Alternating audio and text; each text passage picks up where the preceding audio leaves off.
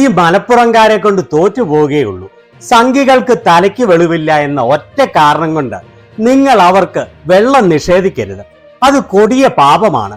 അതും ഒരു മാസം മലപ്പുറത്തെ സംഘികൾ വെള്ളം കുടിക്കാതെ ഇരുന്നാലുള്ള അവസ്ഥ എന്താണെന്ന് നിങ്ങളൊന്ന് ചിന്തിച്ചു നോക്കണം.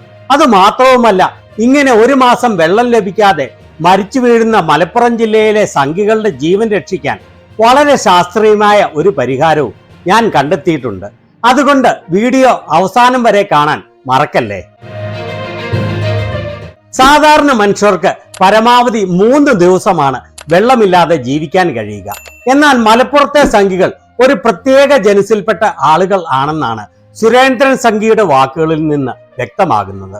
സുരസംഘി പറയുന്നത് അനുസരിച്ച് വ്രതമെടുക്കുന്ന ഒരു മാസം മലപ്പുറത്തെ സംഘികൾക്ക് ഒരാൾക്ക് പോലും ഒരു തുള്ളി വെള്ളം പോലും ലഭിക്കില്ല എന്നാണ്. മലപ്പുറത്തെ ഒരാൾക്ക് പോലും ഒരു തുള്ളി വെള്ളം പോലും ലഭിക്കില്ല എന്നാണ് സുരേന്ദ്രൻ പറഞ്ഞത്. എന്നാൽ അദ്ദേഹം ഉദ്ദേശിച്ചത് മലപ്പുറത്തെ സംഘികളെ മാത്രമാണ് എന്ന് ഉറപ്പാണ്. കാരണം സംഘികളുടെ കാര്യം മാത്രമേ സുരേന്ദ്രൻ സംസാരിക്കാറുള്ളൂ. ഒരു മനുഷ്യന് ഭക്ഷണമില്ലാതെ മാക്സിമം ജീവിക്കാൻ കഴിയുക 3 ആഴ്ചയാണ്.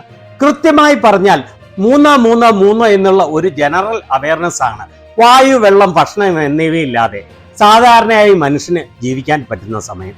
അതായത് വായുവില്ലാതെ 3 മിനിറ്റും വെള്ളമില്ലാതെ 3 ദിവസവും ഭക്ഷണമില്ലാതെ 3 ആഴ്ചയുമാണ് പൊതുവിൽ സാധാരണ മനുഷ്യർക്ക് ജീവിക്കാൻ കഴിയുന്ന സമയം. പക്ഷെ മലപ്പുറത്തെ സംഖ്യകൾ മാത്രം ഞാൻ മുൻപ് പറഞ്ഞതുപോലെ പ്രത്യേക ജനുസിൽപ്പെട്ടതാണ് എന്ന് അനുമാനിക്കേണ്ടിയിരിക്കുന്നു. കാരണം സുരേന്ദ്രൻ പറയുന്നതനുസരിച്ച് വ്രതമെടുക്കുന്ന ഒരു മാസം മലപ്പുറത്തെ സംഖ്യകൾക്ക് ഒരു തുള്ളി വെള്ളം പോലും ലഭിക്കില്ല എന്നാണ്.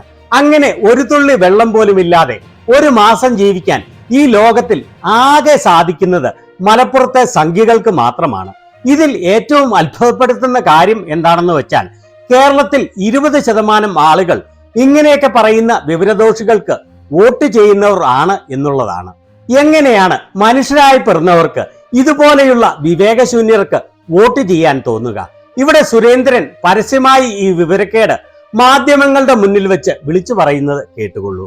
അല്ല, ഞാൻ നേരത്തെ തന്നെ പറഞ്ഞു, മലപ്പുറം പല കാര്യങ്ങളിലും കേരളത്തിന്റെ മറ്റു ഭാഗത്തുള്ളതുപോലെയല്ല അവിടെ കാര്യങ്ങൾ നടക്കുന്നത്. നേരത്തെ തന്നെ ആക്ഷേപമുള്ളതാണ്. നമ്മളിപ്പോ ശബരിമല വ്രതം നോൽക്കുന്ന കാലത്ത് കടകളിലൊന്നും നിർബന്ധപൂർവം അവിടെ വെജിറ്റേറിയൻ കച്ചവടമേ നടത്താൻ പാടുള്ളൂ എന്ന് പറയാറില്ല. പക്ഷെ മലപ്പുറം ജില്ലയിൽ ഒരു മാസം ഒരു തുള്ളി വെള്ളം ഒരാൾക്ക് ലഭിക്കില്ല. എന്തൊരു ഫാസിസ്റ്റ് സമീപനമാണിത്. നാം വ്രതം എടുക്കുന്നു, നമ്മൾ കുടിക്കുന്നില്ല. പക്ഷെ ഒരു മാസം മലപ്പുറം ജില്ലയിലും കോഴിക്കോട് ജില്ലയിലെ പല സ്ഥലങ്ങളിലും, ഞാൻ എന്റെ നേരെ അനുഭവം പറയാം, ഒരു മാസം ഒരു തുള്ളി വെള്ളം ലഭിക്കുന്നില്ല. നിങ്ങൾ ഒരു പുരോഗമന പാർട്ടിക്കാരും ഇതിനെക്കുറിച്ച് സംസാരിക്കുന്നേയില്ല. കേട്ടല്ലോ പറഞ്ഞത്. മലപ്പുറം ജില്ലയിൽ ഒരാൾക്കും ഒരു മാസം ഒരു തുള്ളി വെള്ളം പോലും ലഭിക്കുന്നില്ല. മലപ്പുറം ജില്ലയിൽ മാത്രമല്ല, കോഴിക്കോട് ജില്ലയിലെ ചില ഭാഗത്തും അങ്ങനെയാണ് എന്നാണ് സുരയുടെ ചാണകബുദ്ധി പറയുന്നത്. എന്നിട്ട് മാധ്യമങ്ങൾ ഇതിനെക്കുറിച്ച് ചർച്ച ചെയ്യണം.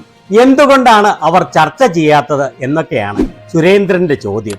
ഇയാൾ പറയുന്ന ഊളത്തരങ്ങൾ കേരളത്തിലെ മാധ്യമങ്ങൾ ചർച്ച ചെയ്യാൻ കേരളത്തിലെ സംഘികൾ ഒഴികെയുള്ള മാധ്യമപ്രവർത്തകരും ജനങ്ങളും കഴിക്കുന്നത് ചാണകമല്ല, അവർ കുടിക്കുന്നത് ഗോമൂത്രവും അല്ല. ഒരു കാര്യം ചെയ്യൂ സുരേന്ദ്ര, നിങ്ങളുടെ ആളുകളെല്ലാം കൂടി ഇരുന്ന് ഇതിനെക്കുറിച്ച് ചർച്ച ചെയ്യുക. ഞങ്ങൾ കേരളത്തിലെ ആളുകൾക്ക് നിങ്ങൾ പറയുന്ന വിഡ്ഢിത്തം കേൾക്കുമ്പോൾ തന്നെ തല മരച്ചു പോവുകയാണ്. എന്നിട്ട് ഞങ്ങൾ അതിനെക്കുറിച്ച് ചർച്ച ചെയ്യണം എന്ന് പറയാൻ ഞങ്ങൾ കേരളത്തിലെ ജനങ്ങൾ നിങ്ങളുടെ ബുദ്ധിയുള്ളവരല്ല. ഇനി ഇതിന് ഞാൻ വളരെ ശാസ്ത്രീയമായി കണ്ടെത്തിയ പരിഹാരമാർഗങ്ങൾ സംഖ്യകളെല്ലാം നോട്ട് ചെയ്ത് വെച്ചുകൊള്ളൂ. നിങ്ങളുടെ ജീവൻ രക്ഷിക്കാനുള്ള വളരെ ശാസ്ത്രീയമായ മാർഗങ്ങളാണ് ഞാൻ തെളിവുകളുടെ അടിസ്ഥാനത്തിൽ നിർദ്ദേശിക്കുന്നത്. ഇതിനുള്ള ഒന്നാമത്തെ പരിഹാര മാർഗം വീട്ടിൽ പശുവിനെ വളർത്തുക. എന്നിട്ട് അതിന്റെ മൂത്രം ഒരു തുള്ളി വെള്ളം നിങ്ങൾക്ക് തരാത്ത സമയത്ത് ദിവസവും കുടിക്കുക. ഇതിന് പല ഗുണങ്ങൾ ആണ് ഉള്ളത്. നിങ്ങൾ തന്നെ കണ്ടെത്തിയ അനുസരിച്ച് ക്യാൻസർ മുതൽ ഇങ്ങോട്ടുള്ള ഒരു രോഗങ്ങളും നിങ്ങൾക്ക് വരികയില്ല. അത്തരത്തിലുള്ള രോഗങ്ങൾ ഉണ്ടെങ്കിൽ നിങ്ങൾ പൂർണ്ണമായി സുഖപ്പെടും. പിന്നെ നിങ്ങളുടെ ദാഹവും ശമിക്കും. രണ്ടാമത്തെ പരിഹാര മാർഗവും വളരെ മികച്ചതാണ്. 80 മുതൽ 90% വരെ വെള്ളമാണ് ചാണകത്തിൽ ഉള്ളത്. അതുകൊണ്ട് നിങ്ങൾക്ക് ഇങ്ങനെ വെള്ളം ലഭിക്കാത്ത ഒരു മാസം സുലഭമായി ലഭിക്കുന്ന ചാണകം ദിവസം 4 നേരം വയർ നിറയെ കഴിക്കുക. അങ്ങനെ നിങ്ങൾ കഴിക്കുന്ന ചാണകത്തിന്റെ 80-90% അളവിലുള്ള വെള്ളം നിങ്ങൾക്ക് ലഭിക്കുന്നതാണ്. പിന്നെ മൂന്നാമത്തെ പരിഹാരമാർഗം നമ്മുടെ സുരേന്ദ്രന് വളരെ സന്തോഷമാകുന്ന ഒന്നാണ്.